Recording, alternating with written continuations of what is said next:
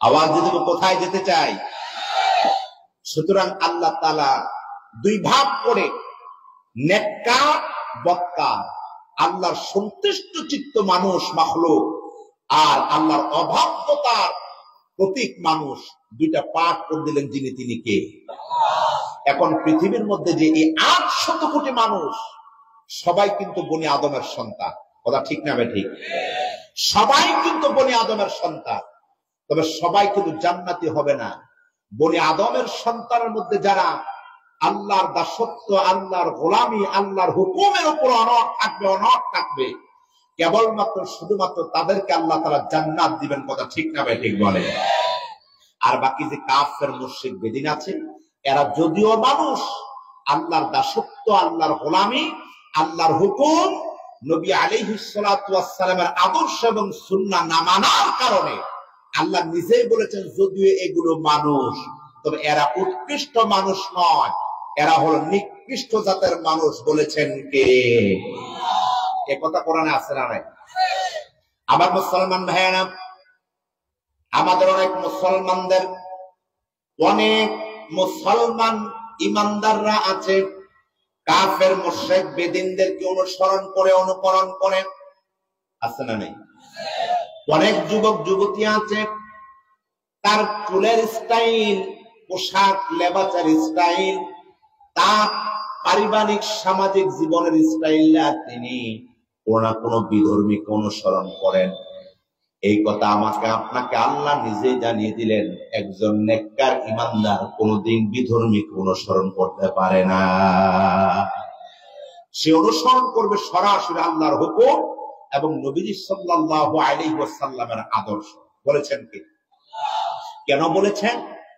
যারা কাফের, যারা মুশরিক, যারা আহলে কিতাব, এরা যদিও মানুষ, এদের ব্যাপারে আল্লাহ তাআলা স্পষ্ট ঘোষণা শুনুন। আল্লাহ রাব্বুল আলামিন বলেন, ইন্নাল্লাযীনা কাফারু মিন আহলিল কিতাবি ওয়াল মুশরিকিনা ফী নারি জাহান্নাম খালিদিনা ফীহা উলাইকা হুম শাররুল বারিয়া। সূরা বাইয়িনার 6 নং আয়াতে কারিমা এটা। আল্লাহ রাব্বুল আলামিন বলেন, নিঃসন্দেহে যারা কাফের এবং যারা আহলে কিতাব এবং যারা মুশরিক, এদের স্থান হলো জাহান্নাম। এরা যেহেতু জাহান্নামী, আল্লাহ তাআলা বলেন এই বনি আদম গুলো জাহান্নামে হওয়ার কারণে যদিও তারা মানুষ, তবে আল্লাহ তাআলা বলেন উলাইকা হুম শাররুল বারিয়া, এরা হলো আমি আল্লাহ তাআলার সৃষ্টির নিকৃষ্ট জাতের মানুষ। জোরে বলুন নাউযুবিল্লাহ। আল্লাহর সৃষ্টি আকর্ষণীয় সৃষ্টি, এটা আল্লাহ তাআলা তাদের ব্যাপারে বলেন না, বরঞ্চ এই মানুষের সংখ্যাটা পৃথিবীতে কম না বেশি? 800 কোটি মানুষের মধ্যে 400 কোটি হলো কাফের মুশরিক আর 200 কোটি হলো ইমানদার মুসলমান। কথা ঠিক না ঠিক বলে? তবে ইমানদার মুসলমান 200 কোটি হলেও তাদের ভিতরে আরেকটা সংখ্যা আছে, যার নাম হলো মুনাফিক। এরা দেখতে কিন্তু আমার আপনার চেয়ে আরো সুন্দর, টুপি, দাড়ি, জুব্বা, আবা, কাবা, পাগড়ি সব আছে, কিন্তু এরা চায় না জমিনে আল্লাহর দ্বীন কায়েম হয়ে যায়। কথা ঠিক না? এরা হলো মুনাফিক। এরা কি? 200 কোটি মুসলমানের মধ্যে মুনাফিক যদি আপনি বাছাই ছেড়ে দেন, আপনি যদি মুনাফিক যদি আপনি এই 200 কোটির মধ্যে যদি ছেড়ে দেন, তাহলে আমার মনে হয় না যে ইমানদার মুসলমান কতজন টিকে সতে। কথা বলেন না কেন? মুসলমান ভাইয়েরা আমার, হাতিয়ার যুবক ভাই বোনেরা, আল্লাহ রাব্বুল আলামিন দেখেন এতগুলো ইমান, এতগুলো মানুষ বনি আদম, এতগুলো বনি আদমের সংখ্যার দিক থেকে এত উপরে থাকার পরেও তাদের ব্যাপারে আল্লাহ তাআলার স্পষ্ট ঘোষণা হয়ে গেল, এরা যদিও মানুষ, তবে আমি আল্লাহ তাআলার সৃষ্টির নিকৃষ্ট জাতের মানুষ বলেছেন কে? কোন দয়া নাই, কোন মায়া নাই, কিন্তু তাদের প্রতি আমার আপনার নামাজি হাজী সাহেব রোজাদারের মায়া দয়া আছে না নাই? কথা বলবেন না, আছে না নাই? অথচ যাদের ব্যাপারে আল্লাহ তাআলা ঘৃণা ছুড়ে দিয়েছেন, আর আমি আপনি যদি একনিষ্ঠ আল্লাহর গোলাম হয়ে থাকি, নবীদের আদর্শিক উম্মত হয়ে থাকি, অবশ্যই আল্লাহর সিদ্ধান্তের উপরেই আমাকে আপনাকে অনড় থাকার প্রয়োজন ছিল কি ছিল না বলেন? অথচ আমি আপনি এই বিধর্মীদেরকে প্রমোট করি, এই কাফের মুশরিকদেরকে প্রমোট করি, এই বিধর্মীদেরকে এমন ভাবে আমি আপনি অনুকরণ করি, আমাকে আপনাকে দেখলেই মনে হয় না আমি আপনি যে মুসলমানের সন্তান। কথা বলেন না, কথা ঠিক না? অথচ তাদের ব্যাপার আল্লাহর গ্যারান্টি, ডিরেক্ট গ্যারান্টি হলো তারা জাহান্নামী। যারা জাহান্নামী হবে, উলাইকা হুম শাররুল বারিয়া, এরা হলো আমি আল্লাহ তাআলার সৃষ্টির নিকৃষ্ট জাতের সৃষ্টি। আল্লাহ যাদেরকে নিকৃষ্ট বলেছেন, এদেরকে মুসলমান কোন আকেলে, কোন আবেগে অনুকরণ করে? এটা তো আমার ভাষার দিক থেকে আমি মিল করে দেখতে পারি না, বড় ঘৃণা লাগে। এখনকার পোলাপাইন যেমন ব্রাজিল, আর্জেন্টিনাকে ফুটবলের দিক থেকে সবচেয়ে বেশি ফেমাস মনে করে। ব্রাজিল কি মুসলমান না কাফের? আর্জেন্টিনা মুসলমান না কাফের? মেসি মুসলমান না কাফের? নেইমার মুসলমান না কাফের? ভারত আমাদেরকে যারা ধমক দিছে আলু পেঁয়াজ নিয়া, এরা কি মুসলমান না কাফের? তো তাদের ব্যাপারে কেন আমার আপনার মুহাব্বত, ভালোবাসা জাগবে, হৃদ্যতা কেন বাড়বে? আল্লাহ তো বলেছেন এরা নিকৃষ্ট। আল্লাহ বলেছেন এরা আমার সৃষ্টির একদম নিকৃষ্ট তাদের সৃষ্টি, তাদের স্থান জাহান্নাম। একজন ব্যক্তি মুমিন সে তো কোনোদিন জাহান্নামীকে অনুসরণ করতে পারে না, সে অনুসরণ করবে জান্নাতি একজন ব্যক্তিকে। কথা ঠিক না ঠিক বলে?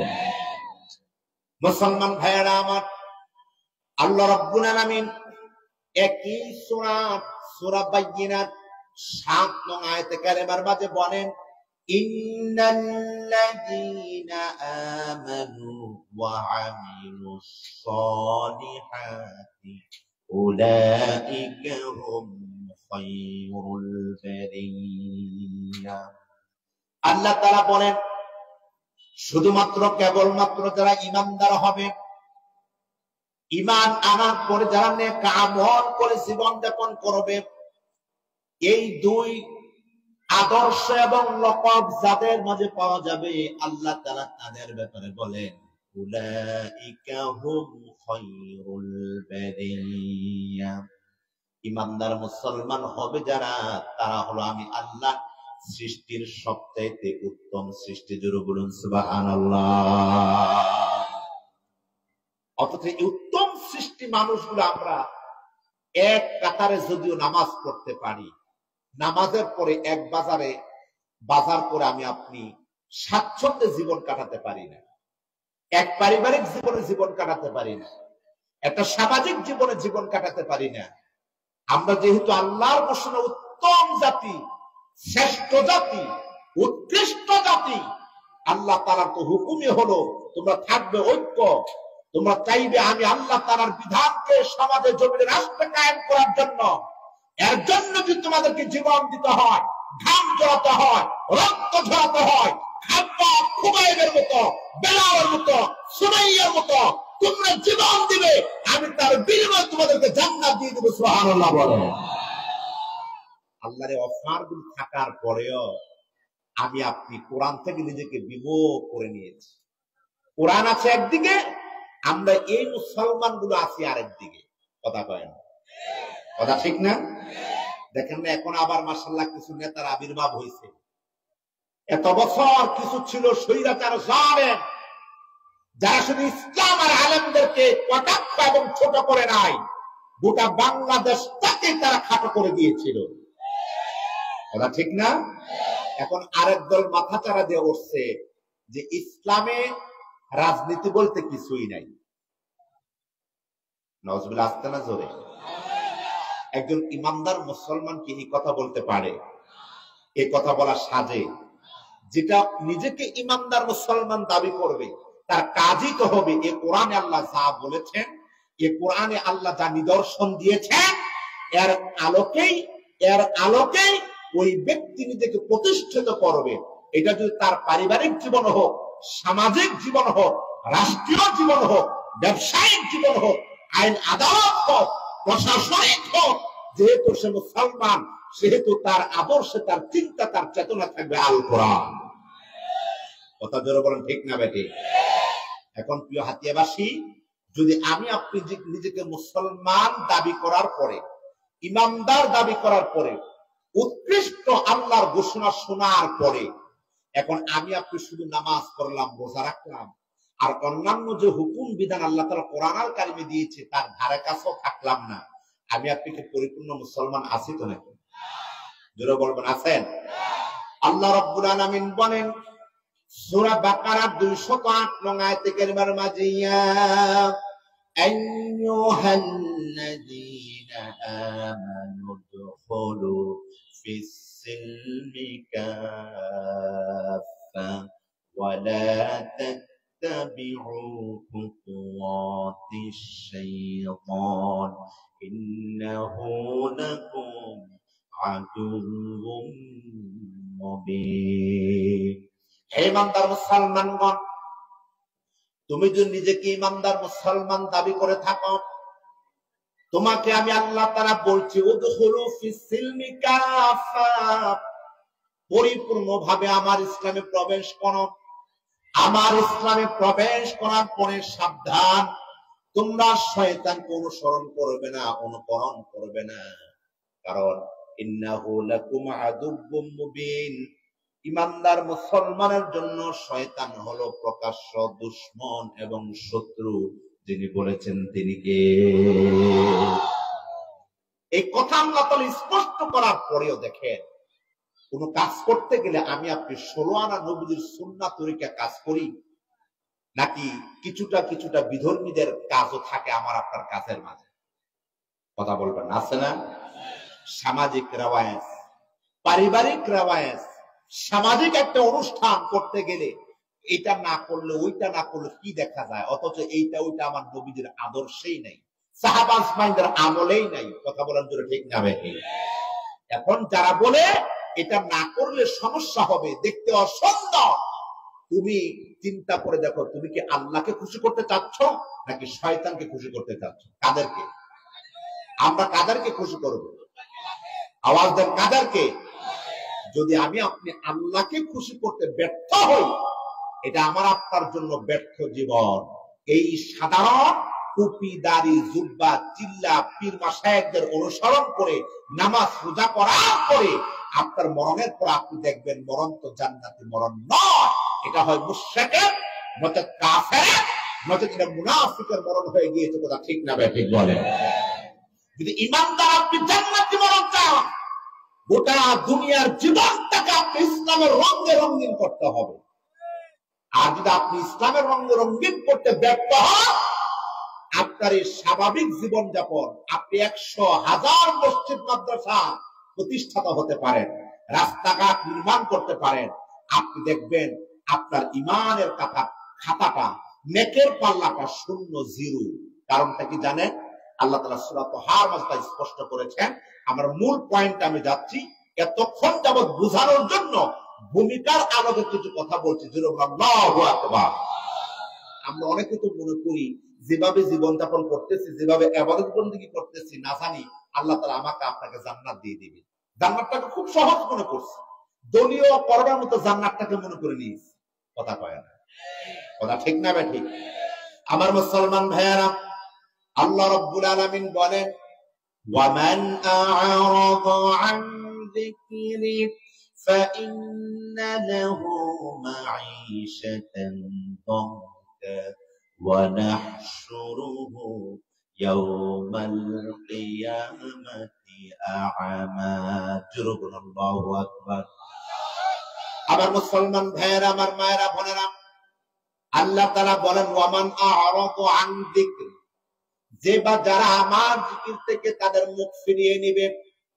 আল্লাহর জিকির অনেকেই মনে মনে করবেন, অনুভব করবেন, অনুসূচনা করবেন, হুজুর আমরা তো জিকির আজকারের মধ্যেই থাকি, সকালে 600 বার, বিকালে 600 বার, হাঁটতে বসতে অনেক জিকির আজকার করি। আল্লাহ তাআলা এই জিকির দিয়ে আল্লাহ তাআলা মুস্তাহাবুল জিকিরকে বুঝান নাই, এই জিকির দিয়ে আল্লাহ তাআলা এই কোরআনুল কারীমকে বুঝিয়েছেন। জোরে বলুন সুবহানাল্লাহ। এই কোরআন বিশ্বাস করা ঈমান। কথা বলেন, এই কোরআন বিশ্বাস করা কি? একটা জবানও বন্ধ রাখবেন না। এই কোরআন ঈমানের 7টা শর্তের ভিতরে 3 নাম্বার শর্তে আল কোরআন। কথা বলে না, 3 নাম্বার শর্তে কি? এখন আপনি যদি মনে করেন আমি কোরআনকে বিশ্বাস করি, এখন কোরআন আপনি পালন করতে চান না, আপনি কিন্তু মুমিন হতে পারেন না। হযরত আয়েশা সিদ্দিকা রাদিয়াল্লাহু তাআলা আনহা বললেন, ঈমানের শর্ত হলো 3টি। ইকরার বিল লিসান, তাসদীক বিল জিনান, আমাল বিল আরকান। তুমি জবানে যা বলবা অন্তরে তাই বিশ্বাস করবে। 3য় নম্বরে জবান আর অন্তরে তুমি যা বলেছো বিশ্বাস করেছো। 3য় নম্বরে আল্লাহর খুশির জন্য সমাজে রাষ্ট্রে তা কায়েম করবে। বলেছেন কে? এখন কায়েম করতে গেলে বাধা, কারণ কায়েম করার কথা বললে হয় জুলুম, জেল, নির্যাতন আছে না নাই? এটা কি বাংলাদেশের নতুন না আগেও ছিল? আওয়াজ দিবেন, আগে ছিল কি ছিল না? এই পৃথিবীর রহমত আমার আপনার নবী সাল্লাল্লাহু আলাইহি ওয়াসাল্লাম, এই কথাটি আরব ভূখণ্ডে আমার নবীজি কায়েম করতে গিয়ে 1 দিন আর 2 দিন নয়, 3টি বছর শিয়াবে আবু তালেবের মধ্যে আমার নবী বন্দী ছিলেন। কথা ঠিক না ঠিক বলেন? আমার নবীর চাইতে শ্রেষ্ঠ মানুষ তদানীন্তন সময়ে, বর্তমানে, অতীতে কেউ কি আর হবে? হবে? যেই নবীকে মক্কার কাফের মুশরিকরা বলেছেন আল আমিন, যেই নবীজির প্রশংসায় পঞ্চমুখ হয়ে যেতেন মক্কার মানুষগুলো, যেই নবীজিকে ভদ্র সভ্য আদর্শিক যুবক বললেন মক্কার বড় বড় জ্ঞানী গুণী কাফের মুশরিকগণ, যখন আমার নবী 40 বছরে পদার্পণ শেষে 41তম বছরে পা রাখলেন, আল্লাহ তাআলা যখন কোরআনটা আমার নবীর উপর ওহী করলেন, যে মানুষগুলোকে আমার নবীকে ভদ্র বলল, আদর্শিক বলল, ওই একই মানুষগুলো আমার নবীকে বলেছেন গণক, কবি। আমার নবীকে কত খারাপ খারাপ ভাষা তারা কথা বলেছেন। জোরে বলেন ঠিক নয় কি? আমার নবী যদি শ্রেষ্ঠ মানুষ হওয়ার পরে, রহমাতুল লিল আলামিন হওয়ার পরে মানুষের ব্যবহারে কষ্ট পেয়ে থাকতে পারেন, মানুষের আচার আচরণ কষ্ট পেয়ে থাকতে পারেন, আমি আপনি কি আরবের খুলনা হাজু? আমার আপনার উপর তো আরো বেশি নির্যাতন অত্যাচার আসাটাই স্বাভাবিক। কথা ঠিক না ভাই ঠিক বলেন? এখন আপনি যদি মনে করেন কি না কি বলবে, কত অশান্তি, আমি গরিব, আমি মিসকিন, আমি অভাবী, আমার দ্বারা এটা সাজানো নয়। সাহাবা আজমাইনদের ভিতরে এরকম অভাবী ছিলেন, গরিব ছিলেন, মিসকিন ছিলেন। তারা গোটা পৃথিবীর দারিদ্রতাকে কখনো প্রাধান্য দেন নাই। তারা সবচাইতে বেশি প্রাধান্য দিয়েছেন ঈমান আর ইসলামকে।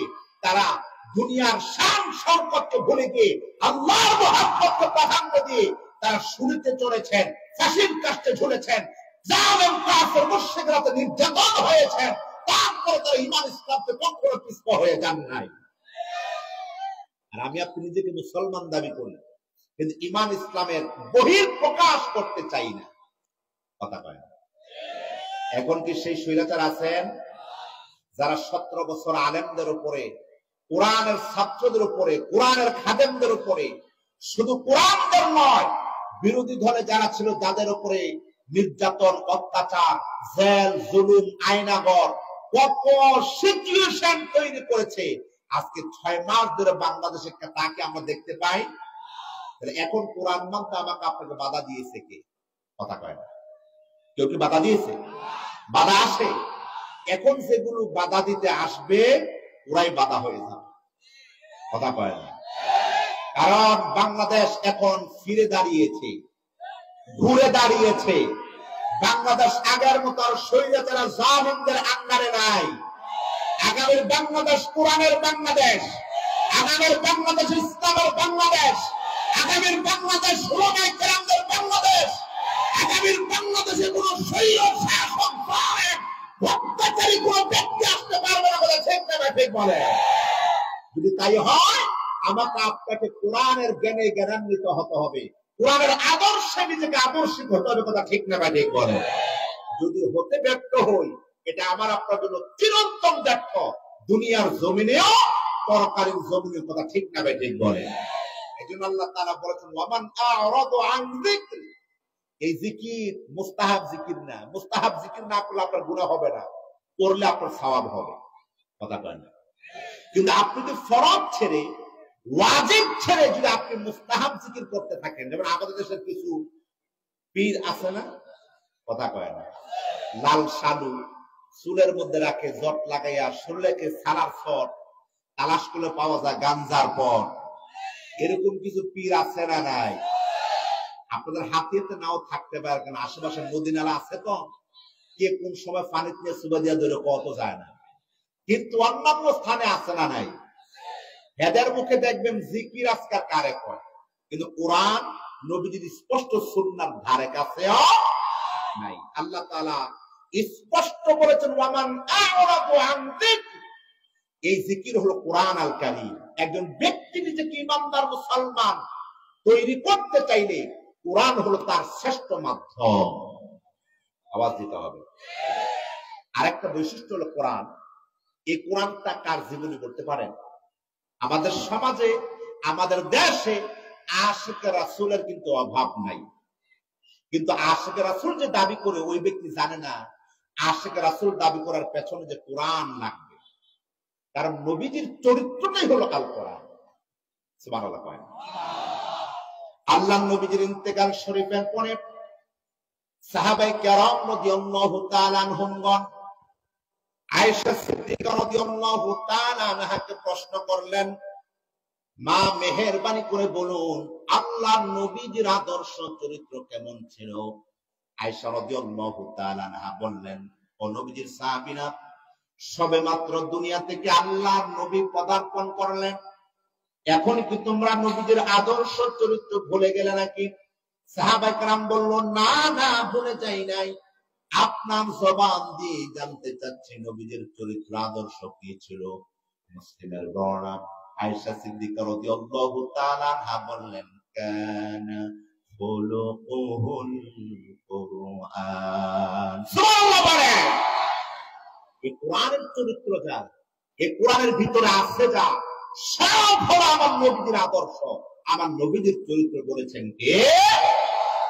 এখন নিজেকে যদি আপনি আশিক রাসূল বানাতে চান, আপনার ইশকের মধ্যে কোরআন প্রথম থাকা দরকার আছে না নাই? কোরআনের জ্ঞান ছাড়া কেউ মুমিন হতে পারবে না, নবীজির আশিক হতে পারবে। এজন্য আল্লাহ তাআলা যে বলেছেন ওয়ারাফা'না লাকা যিকরা, হে নবী আমি আপনার প্রশংসাকে আমি সুউচ্চ করেছি জিকিরের মাধ্যমে। এই জিকিরটা কি? কোরআন। সুবহানাল্লাহ। এই জিকিরটা কি? কোরআন। মানে এই কোরআনটাই তো নবীজির চরিত্র আদর্শ। ওয়ামা ইয়ানতিকু আনিল হাওয়া ইন হুয়া ইল্লা ওয়াহয়ুন ইউহা। আল্লাহ যা বলতেন নবীজি তাই করতেন, আল্লাহ না বললে নবীজি কিছুই করতেন না। সুবহানাল্লাহ বলেন। এই ওহীটা এই কোরআনের মধ্যে আছে না নাই? আছে না নাই? এখন আপনি যদি নিজেকে ইমানদার হিসাবে পরিচিতি অর্জন করতে চান, নিজেকে মুসলমান রূপে যদি আপনি পরিচিতি অর্জন করতে চান, তাহলে আপনাকে অবশ্যই কোরআন মানা লাগবে কি লাগবে না? কথা কয় না, লাগবে কি লাগবে না? এখন আপনি মানলেন কোরআন ছাড়া নামাজ হয় না, কোরআন ছাড়া হজ হয় না, কোরআন ছাড়া যাকাত হয় না, কোরআন ছাড়া অন্যান্য কাজ হয় না, কিন্তু আপনি বললেন যে কোরআন ছাড়া রাজনীতি করা যায়, তাহলে আপনি কি আসলে মুমিন আছেন তো নাকি? কথা কয় না। কোরআন তো কমপ্লিট, এটার মধ্যে কোনো সন্দেহ নাই। একজন ব্যক্তিকে হেদায়েত প্রাপ্ত হওয়ার জন্য কোরআন ছাড়া অদ্বিতীয় কোনো পাথেয় আছে নাকি? আল্লাহ রাব্বুল আলামিন বললেন, যালিকাল কিতাবু লা রাইবা ফীহি হুদাল লিল মুত্তাকিন। এটি এমন একটি কিতাব যার মধ্যে কোনো সন্দেহ নেই, সংশয় নেই। আইলা শাক্কা ফী, এটা এমন একটি নির্ভরযোগ্য কিতাব কোরআন, যেটা মানলে অনুসরণ করলে হুদাল্লিল মুত্তাকিন, আমি আল্লাহ তোমাদেরকে হেদায়েতপ্রাপ্ত মুত্তাকিন বানিয়ে দেব। আর কি কোনো গ্যারান্টিযুক্ত কোন কিতাব আছে এমন? কথা বলবেন আছে?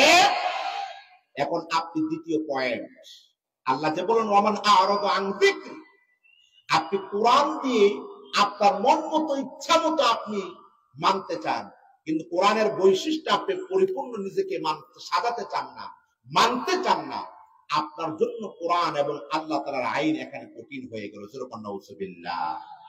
আপনি যদি নিজেকে মুসলমান বলে পরিচয় দেন, আপনার আদর্শে, আপনার শুরুতে, আপনার সিরাতে থাকবে প্রথম হলো কোরআন, দ্বিতীয় হলো আমার নবীদের সুন্নাহ। কথা ঠিক না ঠিক বলে? এই ব্যাপারে আল্লাহর নবী বলেন, তারাকতু ফীকুম আমরাইন লান তাদিল্লু মা তামাসসাকতুম বিহিমা কিতাবাল্লাহ ওয়া সুন্নাতা রাসূলি। আল্লাহ রাসূল বললেন, বিদায় হজের ভাষণের দিন আমি রাসূল তো বেশি দিন তোমাদের মাঝে জীবিত থাকবো না, আমি তো আল্লাহ তাআলার দিদারে চলে যাব। তবে আমি নবীজি যাওয়ার পূর্বে তোমাদের জন্য এমন দুইটা নিয়ামত আমি প্রতিষ্ঠিত করে রেখে যাচ্ছি, এই দুইটা নিয়ামতকে যারা অনুসরণ করবে, অনুকরণ করবে, তারা কখনো কোনোদিন পথভ্রষ্ট হবে না। একটার নাম হলো কোরআন, আরেকটার নাম হলো আমি নবীজির সুন্নাহ। জোরে বলুন সুবহানাল্লাহ। তাহলে এই কথা থেকে আমরা কি বুঝলাম? কোরআন সুন্নাহ ছাড়া কেউ কি পরিপূর্ণ মুমিন ইমানদার হতে পারবে? পারবে? এর পরেও যারা কোরআন ডিঙ্গিয়ে জীবনযাপন করতে চায়, তাদের ব্যাপার আল্লাহ তাআলা এখানে বড় শক্ত হয়ে গেলেন, কঠিন হয়ে গেলেন। এই কঠোরতাটা কতটুকু দেখেন। আমরা তো অনেকে জানি আল্লাহ রহমান, আমাদেরকে মাফ করে দিবেন, ক্ষমা করে দিবেন। কথা বলেন ধরে জানি না আমরা? জানি না আমরা? কথা কিন্তু বেড়ে যাচ্ছে বুঝাইতে গিয়ে।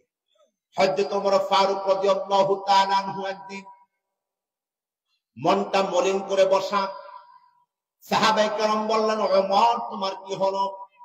কেন তুমি মন মরা? তোমার কেন চেহারাটা মলিন? ওমর বললেন, ও নবীজির সাহাবীরা শোনো তাহলে, আমি আল্লাহর দুইটা নাম নিয়ে গবেষণা করলাম। একটার নাম হলো রহমান, আরেকটার নাম হলো কহ্হার। আমি ওমর যখন রহমান নাম নিয়ে গবেষণা করলাম, আমি ওমরের মন সাক্ষী দেয় আল্লাহ তাআলা সবার আগে আমি ওমরকে আল্লাহর জান্নাত দিয়ে দিবেন। সুবহানাল্লাহ। অত ওমর রাদিয়াল্লাহু তাআলা আনহু দ্বিতীয় নম্বরে জান্নাতের সার্টিফিকেট প্রাপ্ত নবীজির সাহাবী। কথা ঠিক না? দ্বিতীয় নম্বরে আমার নবীজির শ্বশুর। সুবহানাল্লাহ।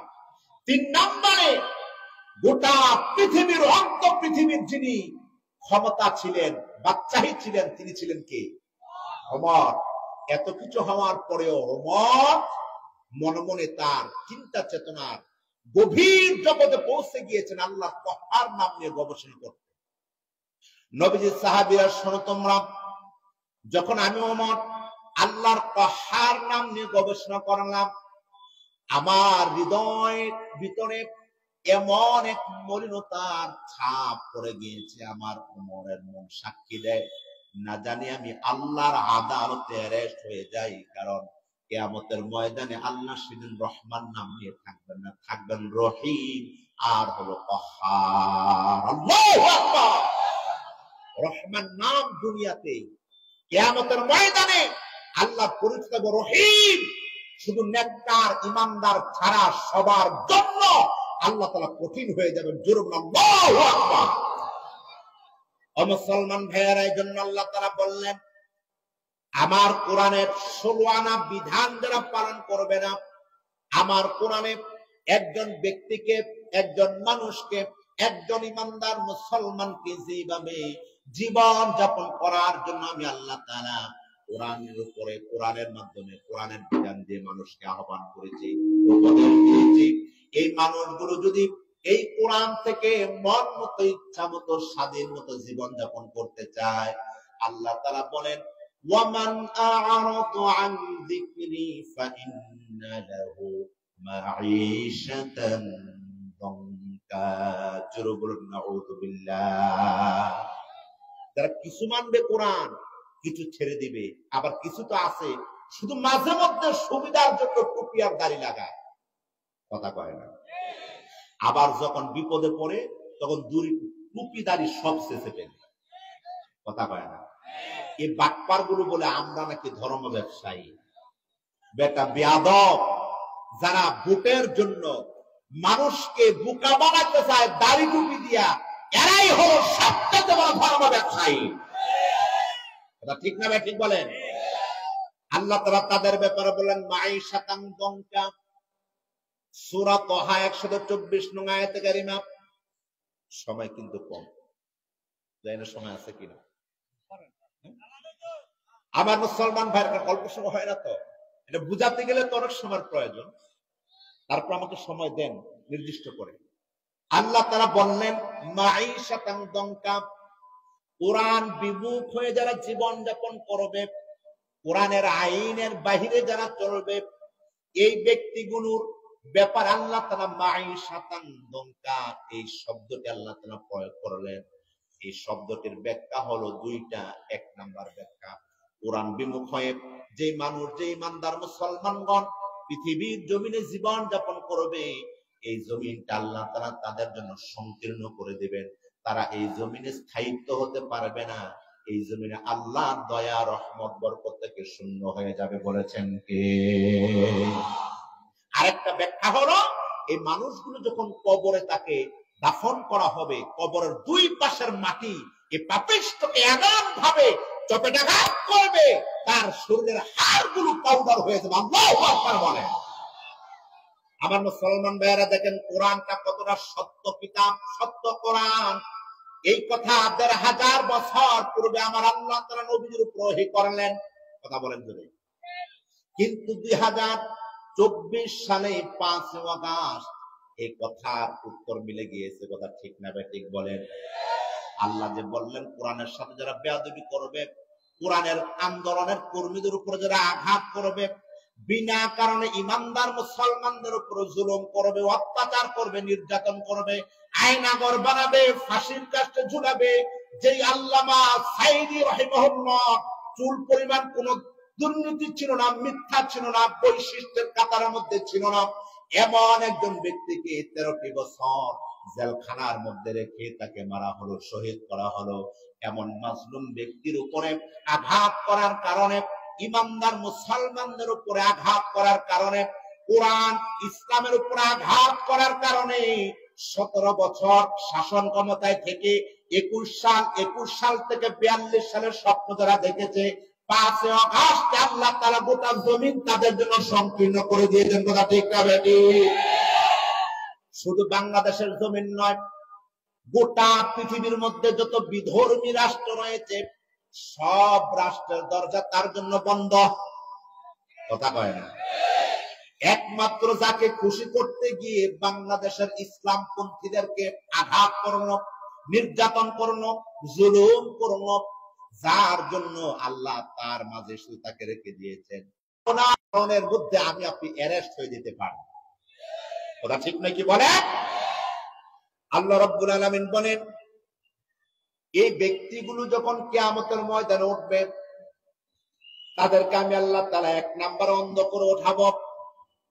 যখন তাদেরকে অন্ধ বানায় ওঠাবো, এই মানুষগুলো হাসরের ময়দানে আমি আল্লাহ তাআলাকে ডেকে ডেকে বলবে, ক্বালা রাব্বি লিমা হাশারতানি আ'মা ওয়া ক্বাদ কুনতু বাসীরা।